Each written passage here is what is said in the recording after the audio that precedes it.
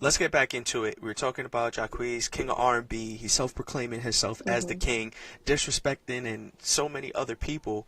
Um, I personally think the reason he has this idea is simply because of the fact that his remix of LMA's Trip got literally taken off of the internet. What are your thoughts on that? Wait, you said because he got his remix taken off? Yeah, his remix got basically deleted off the internet, and I think that got to his head a little bit. His head got big. Mhm.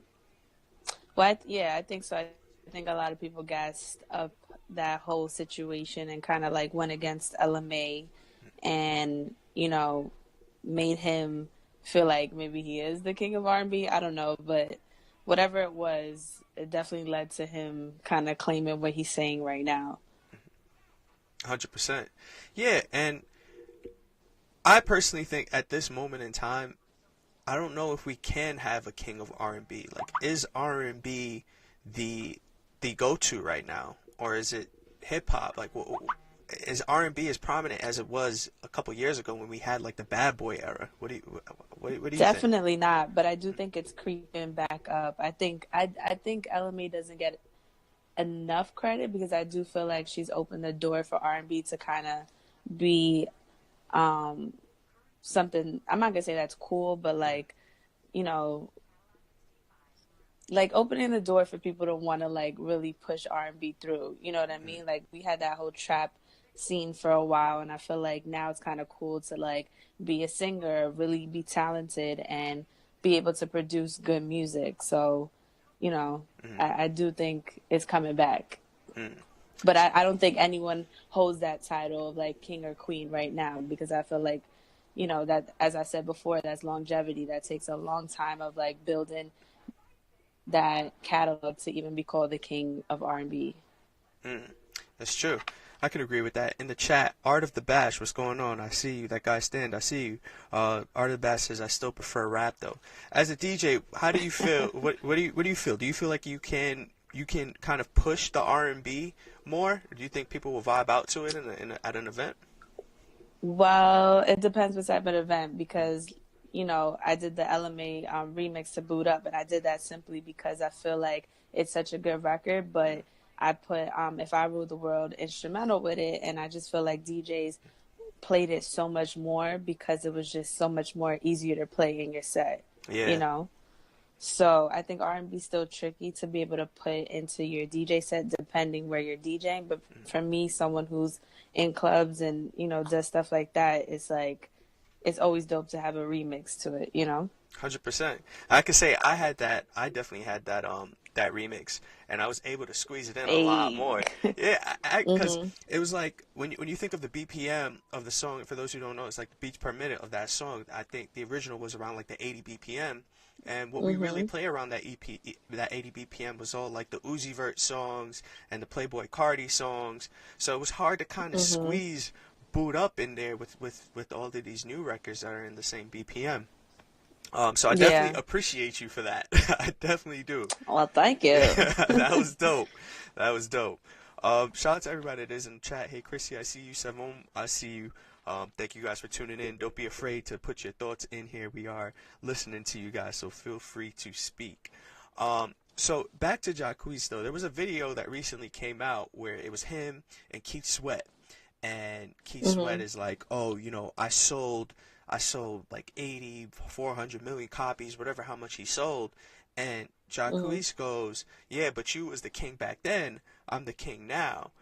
Uh, Mhm. I kind of felt like that. But are we really taking him serious though? I think he's pretty serious about it. He's not letting up. Really? He's not letting up. And that's why I think his head is just getting too big. For him to even disrespect a Keith Sweat like that, you got to take him serious. Mhm. Mhm. Elda says he's wildin'. So I mean, like he did it in his face, and you could see that Keith got tired about it. He's like, turn that camera off, like turn it off. And Right. I personally think like if you're joking around, that's not one of the moments to joke around. And if you are, you should have an apology after that. But there was another video that came out, and I think it was Keith Sweat, Tank, and somebody else was in the video, and Jacquees Mhm. still says the same thing. He's like, I'm hot right now. You were hot back then. And I mean, can you name another Jacquees record? Like, I can't. there we go. I There's our can't. answer. Honestly, when it comes to R&B at this moment in time, the only person I can honestly really think of is LMA.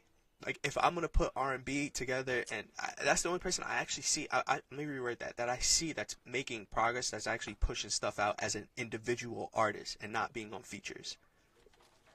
Right. But I think even with LMA, like I feel like she's opened the door for a lot more R&B to come through. You know, we have SZA, Summer Walker's just Oh yeah, been that's true. breaking through right now. So like there's definitely a lot of more R&B music coming out, but I think LMA definitely has kind of set the tone a little bit too, you know?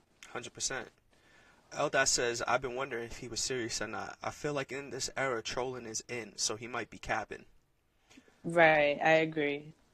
So he could be taking like the whole 6ix9ine approach to this and saying that he's the best Mm-hmm. type of thing, and it worked for Right, because 6ix9ine. look, we're talking about him. We wouldn't be talking about Jacquees if he wasn't saying that, you know? So who would you say is the king right now, or king or queen right now? Would you say that is LMA? Who would I say what? Who would you say? Let me reword that. Who would you say is running R&B right now? Who's putting R&B on their back and bringing it to the forefront?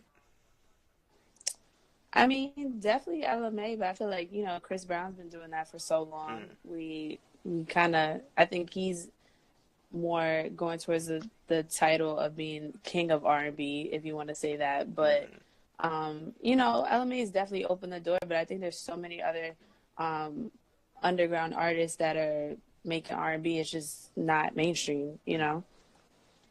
100%. Eldot says, did SZA come before Ella? Shy says, I agree with Eldot. SZA came before Ella. Yes, she did. And SZA is better. Word, they need to put some respect on SZA's name. Word, yeah, I agree. But I have SZA's album on repeat all the time. Yeah? You're a fan of it? Yes, I love it. I love it. I love it. I love LMA too. I like all these females that are coming out with good music, you know?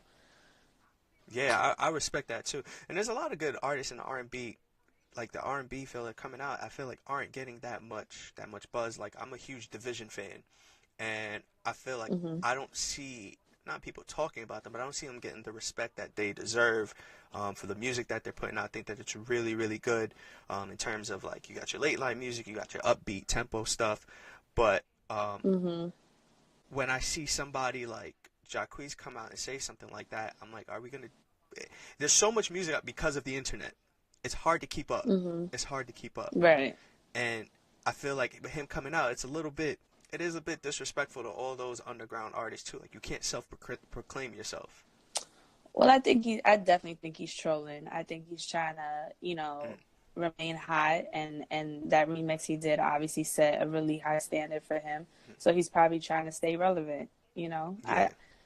There's so much trolling on the internet, like, I'm not even surprised that he's saying that. I think damn well he knows he's not, but, you know, we here. 100%. Shaz Lovin says, yeah, Chris is already the king of R&B, honestly, in my opinion, and he keeps R&B alive.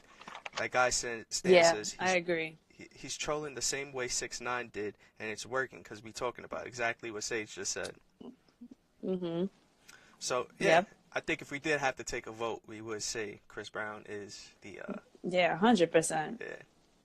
I don't think anybody else is touching him. Shauna says, Jacquees is alright, but he's not king. He only got notoriety after LMA hit. After LMA remix. Right, like you can't come out as an artist like a year later or whatever. I don't even know how long he's been out, but and then start calling yourself the king or the queen of anything. Yeah, 100%. All right, moving on. We're gonna get into our next topic. So we had this little thing going on Twitter this week. Twitter seems to be the spot for everybody to go to talk they ish. But we had Kanye. Twitter is so entertaining. It is. It definitely is. There's always something going on there that makes its way to Instagram. I think the only reason Instagram got hot was because of 6ix9ine. 6ix9ine ruled Instagram. I will say that. What? Yes, 6ix9ine. Negative. He was the king of Instagram. he was definitely trolling. He was trolling a lot, but I know I've seen a couple posts of people being like, "Oh, since 6ix9ine's locked up, like Instagram isn't the same." It's not. It's it's not. I feel like I got so used to seeing what's 6ix9ine doing next. Is it are we gonna hate him this week or are we gonna love him this week? So I'm giving 6ix9ine king of Instagram. Oh my Next to god. Will Smith. But Mm-mm. Kanye went on Twitter and had like this whole little rant that was going on, and he said apparently this guy named Free had texted him and said that Drake wanted clearance of this record, and Drake Mm-hmm. and Kanye screenshotted it and went off. He even ended up saying that Drake hired people to go to the front two rows of the Pusha T concert and have them have basically somebody jump Pusha T, and that kid got beat up. And Mm-hmm. it got me thinking this whole thing that they were going back and forth because apparently Drake had called him, and now it's like beef between the two. It's a lot of stuff going on because I think it was Drake says that Kanye said revealed to Pusha that he had a son. But my thing is with two iconic legends such as Kanye and Drake, should they Mm-hmm. be putting all of this personal stuff out there? And should Kanye even be going on Twitter and expressing his thoughts? No, Kanye needs to get help. Damn. Like Straight up. straight up. Like I feel like somebody, his wife, his family need to take away his phone. He needs to go rejuvenate and come back with a clearer mind because I think he's just on a roll, and it kind of really sucks to see someone with so much talent just like go down the rabbit hole all the time with a lot of nonsense, you know? Well, last time Kanye went off like this, we did get Dark Fantasy, which, in my opinion, is one of his best pieces of work. Mm-hmm. So, I know it sounds messed up, but I kind of want to see what happens with this. I mean, the last time he went off was the whole Trump thing too. What That's did we true. get? that's Like, that's true. Eldot says word, but he said he off his meds, so he's back. Um, yeah, so if he's off his meds, then he's back in that same mind state when he went to Hawaii and created Dark Fantasy. But I hmm I don't as a to see an artist go on Instagram and express how they feel, I actually think is a it's a good thing. I think they should be expressing their thoughts. They're human beings at the end of the day.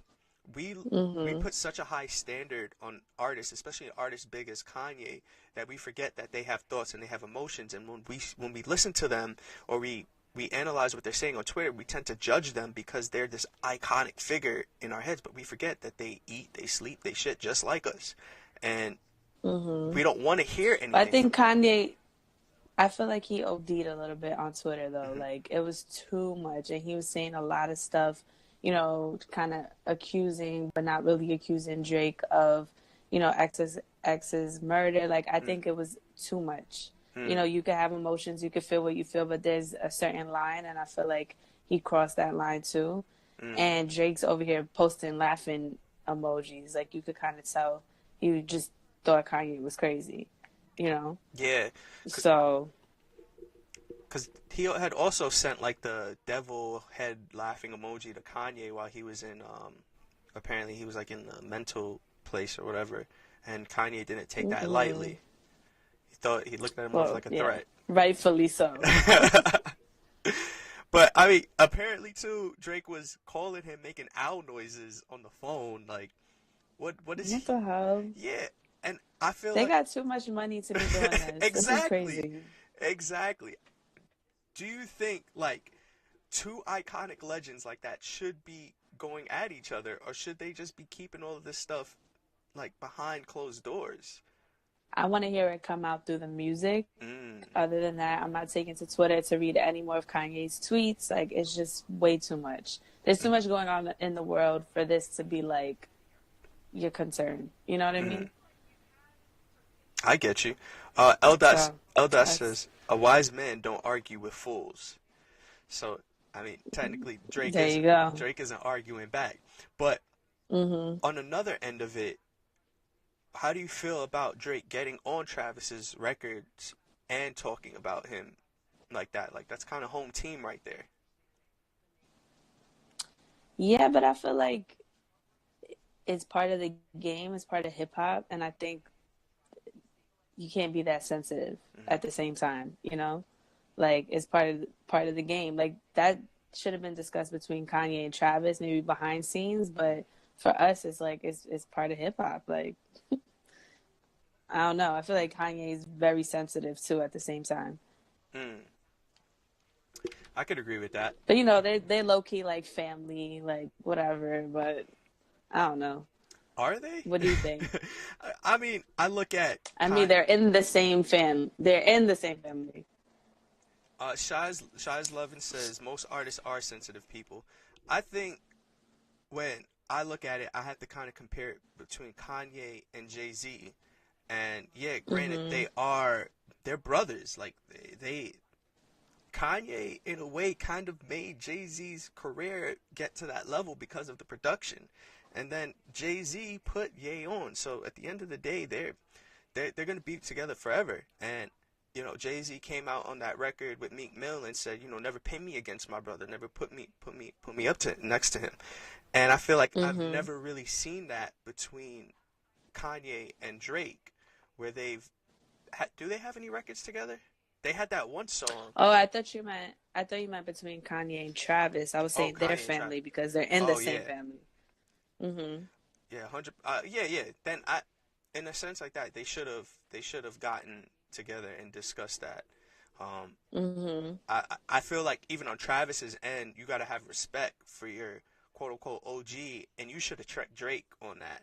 You kind of should have said Right. something. So Mhm. Shauna says, is Drake wise though, or is it that because Kanye is deemed as crazy, everybody picks Drake's side? That's a great point. That's true. That is true. And then Shaz I says, think things are really hot for Kanye right now too. I think, mm, you know, nobody's kind of taking him serious just because of how crazy he went 2 months ago. mm, So, you know, it'd be different if it was like a year passed or a good amount of time passed and then he came back and said what he had to say. mm, But he's just been on a roll, you know? mm. Yeah, he's been on a roll taking L's, like between Yeah. the T Major L's. the TMZ thing, and then he had the Trump thing, and now this. Hmm. So, Shota said, let's go back here. So, Shy says, that's why the music be so great. L. Dot, Drake is wise because he knows how to navigate quote unquote rap beef, or what they consider rap beef today, except with Pusha. Stan says, except with Pusha. Hmm. And that that kind of makes sense. Because Drake falling back right now does make Kanye look a little bit crazy. Hmm. Like you said, you don't want to go on Twitter and keep reading his tweets. You don't want to keep seeing that because it's like it's kind of annoying. What else is happening? What else is going on? Like, where's the music? Right. So I can definitely agree with that. Elda says slaughterhouse. All right, cool, cool. So let's get into our last topic that we got. Okay. All right, so I was having a couple thoughts the other day, and I was thinking about DJs and what makes a DJ stand out from everybody else. And then I also realized, like, you got a couple remixes that you worked on, and I realized that Hmm. remixes are pretty important. What do you feel about how do you feel about the importance of remixes in music? I feel like, see, I can only sometimes feel like I could speak as a DJ, but I Hmm. just feel like remixes just make it so much more exciting sometimes, especially for DJs because, you know, we get tired of playing the same record. Hmm. And when you have options or varieties of the same record, but in different formats, it makes it so much more exciting to include into your set. So every time I do a remix, like that's kind of my motive as Hmm. well. But I don't know. I just feel like remixes are fire. Like That's we true. need remixes. Hmm. So Yeah, 100%.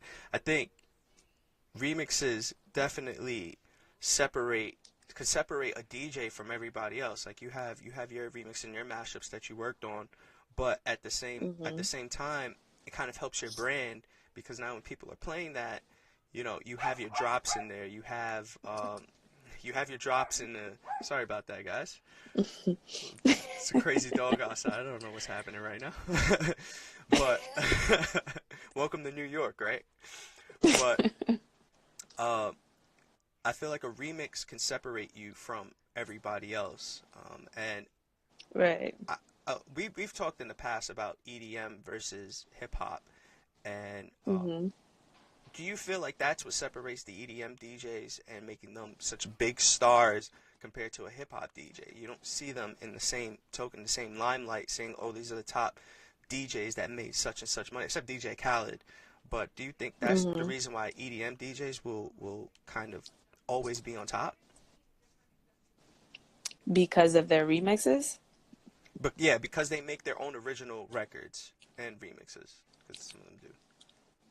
Well, I think yeah, with records 100%, but I think remixes, I think maybe it's not tapped into as much in like the hip hop world of people doing remixes, but um I don't know, like of course having your own record like that just takes you to the next level as we've seen with Khaled, but it's kind of hard to compare, you know what I mean? Like a remix versus your own record. Like there's no comparison. Even with me, it's dope like to have your name there, but Mm-hmm. it's still not yours. It's not your own record that you can go out and perform, you Mm, know? So that's what switches it up completely. Well, many things, but yeah. that's like the main one. So is that maybe what makes Khaled kind of stand out? Maybe is that what it is? Because he's not remixing. He's just getting people together and making He's songs. producing. He's producing. Yeah, Mhm. he's getting there. He's literally being a producer. That's what a producer is supposed to be doing. And Right.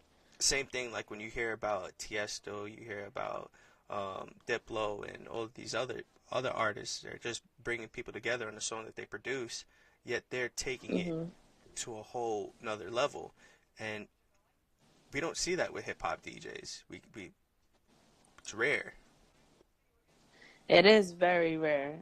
I think I think in the EDM world, like the DJs are more of the forefront versus hip hop.